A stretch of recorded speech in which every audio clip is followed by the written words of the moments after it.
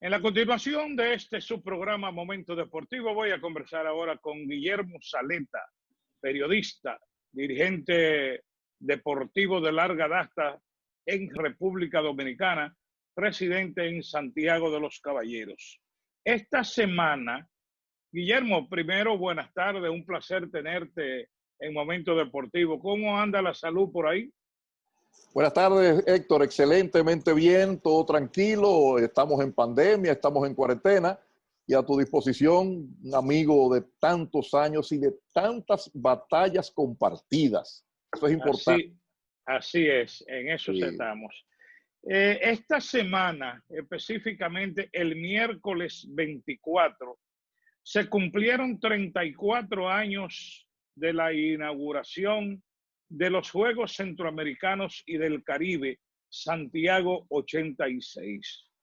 Como tú fuiste uno de los organizadores, miembro del comité organizador de esos Juegos, es llamado eh, para traer la impresión tuya a este programa sobre qué queda de los Juegos Centroamericanos y del Caribe para Santiago de los Caballeros en lo positivo. Bueno, en lo positivo, a 34 años después de la inauguración del evento, en sentido general, pienso que lo que nos queda es básicamente la infraestructura en condiciones, digamos, tal vez no deplorables, pero en malas condiciones. No hay mantenimiento en la República Dominicana como para que uno pueda decir que las cosas andan excelentemente bien en el complejo deportivo de la Barranquita, que por demás tampoco fue un complejo, digamos, integral, total. Eh, Hay algunas instalaciones allí, pero no es un complejo completo, vamos a decirlo de esa manera.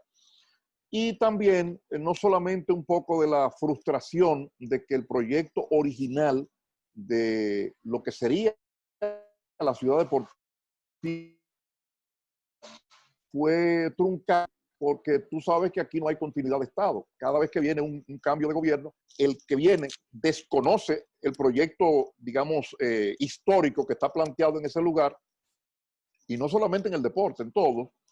Y entonces viene y utiliza los terrenos que fueron apropiados precisamente para ese proyecto de expansión y de diversificación, que era lo que le iba a dar vida real al complejo. Entonces lo utilizan para otras cosas porque políticamente le conviene en un momento determinado y se destruye lo que es el concepto del proyecto original que tanto, tú recordarás, tanto trabajo nos dio.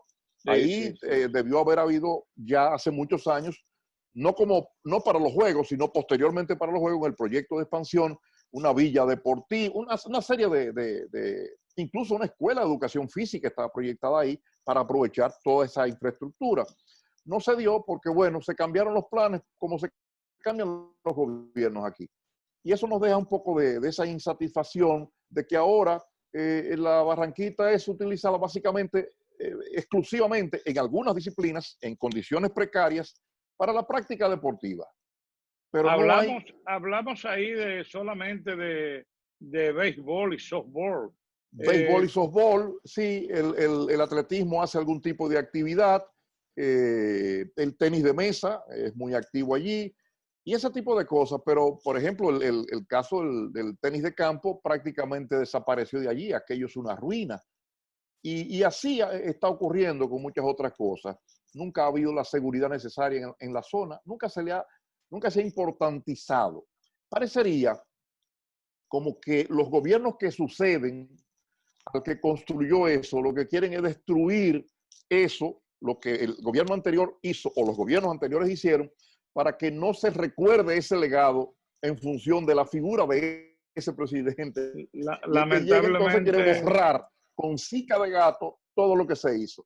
Lamentablemente eso es así. Recuerdo yo, Guillermo, que siendo presidente de la Asociación de Cronistas Deportivos de Santiago, propuse, pero yo en esa época estaba en una situación política porque yo era el dirigente provincial del Partido Reformista y estábamos en medio de una campaña electoral y estaba en proceso el votarme del ACD, sacarme de la manera que fuera por los sectores políticos. Entonces yo propuse que sacaran la base aérea Coronel Minaya Fernández de la avenida Bartolomé Colón y que se construyera ahí el complejo La Barranquita, y eso fue del otro mundo. Me comieron vivo, me cayeron los guardias, me cayó todo el mundo, me respaldó el presidente de ese entonces, Julián Ramia, dijo que era una buena idea, pero se impusieron intereses por venta de terreno, por una serie de cosas, y mira ahora un parque en esa misma zona, sin ton ni son. Sí. Ciertamente coincidió, esa era la posición de la Unión Deportiva de Santiago Udesa, que en ese momento yo presidía. Sí. Era el lugar ideal, porque estábamos en el centro de la ciudad, pero además eso se podía concebir como eso, como un parque deportivo, pero además como un parque de naturaleza viva. O sea, las dos cosas podían convivir de forma integral, como está ocurriendo ahora. Pero habían otros intereses que querían cruzar el puente, ¿verdad? Y otros intereses, porque habían otros intereses más abajo incluso de la Barranquita que iban a ser, que estaban siendo urbanizados en ese momento, que querían pues poner algunos de los equipos, Héctor, y esto abiertamente te lo digo, algunos de los equipos que estaban trabajando en equipos pesados que trabajaban en la Barranquita al servicio de esa otra actividad privada que se estaba desarrollando por allí. Y entonces, cuando tú lo planteaste, cuando lo planteó la Unión Deportiva de Santiago, como tú dices, hubo una reacción de sectores que no le convenía eso. Desgraciadamente, la historia de la República Dominicana está hecha de eso, de gente con decoro, con decencia, con dignidad, planteando cosas correctas desde el punto de vista histórico y de conveniencia para la sociedad, pero tenemos esos pequeños bolsones, esos pequeños grupitos que terminan imponiendo su criterio, dañando lo que es el interés nacional. ¿Qué se ha hecho a nivel de justicia, a nivel de opinión pública, con esas grandes edificaciones, con los terrenos que siguen siendo invadidos de ese gran complejo deportivo de la Barranquita? Bueno, está en fase de justicia. En el periodo de Jaime David Fernández Mirabal, Jaime asumió su responsabilidad como ministro, no hay duda de eso. Incluso le dio mucho afecto, mucho cariño a la Barranquita, arborizó prácticamente toda la Barranquita, hizo lo que pudo en términos de pintura y esas cosas. Y entonces también acometió una serie de intervenciones del sector privado, sindical, etcétera, que se ha metido en terrenos del complejo de la Barranquita, porque la gente no entiende, como no entienden los gobernantes, los dirigentes sindicales y la gente en sentido general no entiende que un terreno al lado de un complejo deportivo no es un terreno baldío, sino que es parte de un proyecto de expansión, y no de expansión en términos de crecimiento del proyecto original, sino en términos de diversificación de las actividades que allí se pueden hacer, que deben ponerse al servicio de las instalaciones y las instalaciones al servicio de esos otros proyectos. Entonces la gente cree que todos esos son terrenos baldíos. En la Barranquita hay también, por si tú no lo sabías, se encontraron unas minas de material de construcción, ¿verdad? Sí. Y eso también ha sido interés, ha sido de las luchas que han tenido que librarse allí. Pero está en la fase de justicia, pienso que se ha tomado muchísimo tiempo, por lo menos se ha detenido un poco en la continuación de las invasiones, pero por ejemplo la parte de la seguridad, los robos en la Barranquita y ese tipo de cosas, eso no ha habido forma de controlar. Pero se han detenido porque quizá debe quedar poco que invadir ya. Bueno, también eso es correcto, esa parte es correcta, ya prácticamente todo el mundo tiene su pedazo. Sí. Yo, por ejemplo, me correspondió en un momento determinado librar una batalla porque allá hace bastante tiempo, se pensó en regalar parte de esos terrenos, primero para porque lo veían como terrenos baldíos, nadie averigua el origen del por qué. Querían regalarlo para una gran iglesia, creo que evangélica o adventista. Otra parte querían hacer un gran hospital, creo que religioso, de una orden religiosa. Alguien habló también de apropiarse de terrenos por 300 millones de pesos para hacer un autódromo privado con un hotel privado también. Todas esas luchas tuvimos nosotros que librarlo, y esas luchas fue en el periodo No recuerdo el periodo, pero estaba Balaguer, porque recuerdo que estaba Cristóbal Marte en el ministerio, la Secretaría de Deportes.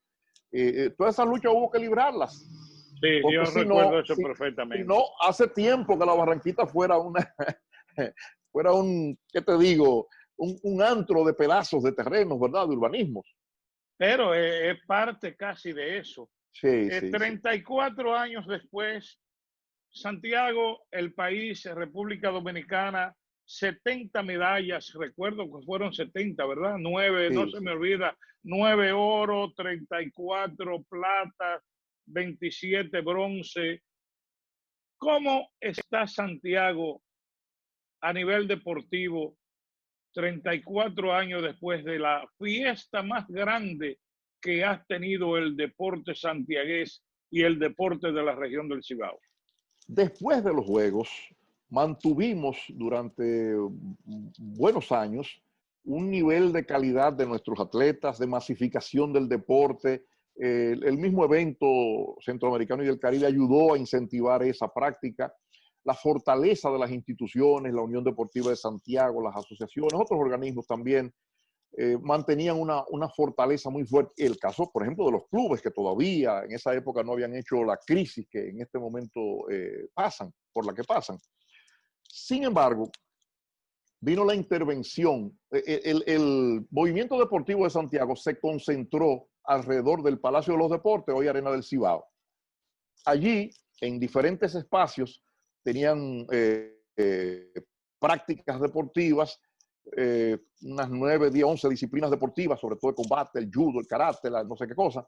Estaban las oficinas de la Unión Deportiva de Santiago, ciclismo, Asociación de Ciclismo tenía una oficina allí. O sea, había una operación del deporte, una gerencia del deporte a partir de esa instalación. Cuando se vino a hacer la intervención del Palacio de los Deportes, de la Arena del Cibao, convertida en Arena del Cibao hoy, se prometió, se pidió que saliéramos para poder hacer la remodelación con el compromiso de que se nos iba a entregar espacios más convenientemente habilitados y mejor distribuidos. Fue efectivamente un engaño.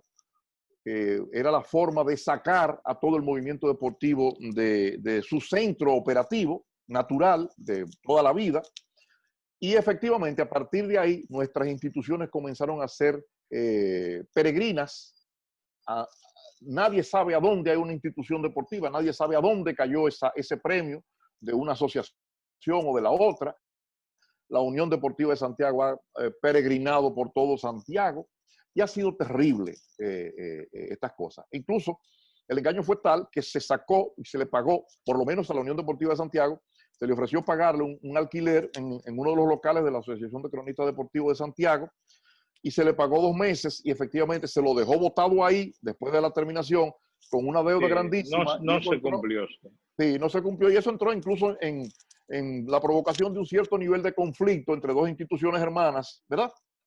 Que también ha hecho mucho daño al deporte de Santiago, porque evidentemente la dirigencia de la CDS tampoco quería confrontar al que debía, sino que quería confrontar al que ocupaba. Al más débil. ¿Se entiende? Esas son de Sí. las cosas que han ocurrido históricamente, que se tratan de presentar de otra manera, pero que realmente así son las cosas. Finalmente, ¿qué puede el deporte de Santiago enarbolar, presentar ahora mismo de esa gran fiesta deportiva Santiago 86? Bueno, yo pienso que solo el recuerdo histórico de un gran evento, que mucha gente trató de que no lo fuera y que sin embargo terminó siendo uno de los más extraordinarios Juegos Centroamericanos y del Caribe que se han producido. Uno se ha encontrado posterior a ese evento, incluso recientemente después de esos Juegos, en el 86 y posteriormente, muchos años después, y uno se ha encontrado en otros eventos internacionales a personas, atletas, dirigentes que vinieron a Santiago 86, que lo recuerdan todavía hoy como el más grande evento a ese nivel de Juegos Centroamericanos y del Caribe al que ellos hayan asistido. Gente que tiene toda una vida asistiendo a ese evento. Sí, Eso, sí. pues evidentemente enorgullece a uno, los que trabajamos allí. Acuérdate que yo también fui el subdirector general, incluso cumplí Sí. función de dirección general en varios periodos porque te acuerdas que hubo varios tránsitos Muchos terribles, cambios, sí. muchos cambios.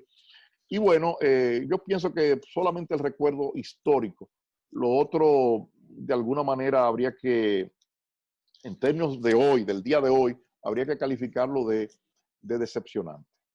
Así es. De todas maneras, celebremos nosotros entonces internamente esa gran Claro, fiesta deportiva claro. y mantengamos vivo ese recuerdo de los Juegos Centroamericanos y del Caribe, Santiago Así es. 86. Así es, Héctor. Sí. Guillermo, muchísimas gracias por haber aceptado nuestra invitación para conmemorar esta ¿Cómo gran no? fiesta, 34 años de esos Juegos Santiago 86.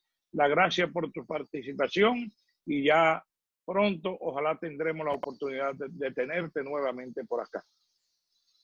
¿Cómo no? Gracias, Héctor, gran amigo. Decoro, decencia y dignidad en tu persona. Siempre. Gracias. Muchísimas gracias. Guillermo José Saleta, dirigente deportivo, periodista de Santiago de los Caballeros en Momento Deportivo. Me voy a una pausa comercial y regreso con más de su programa. Volvemos.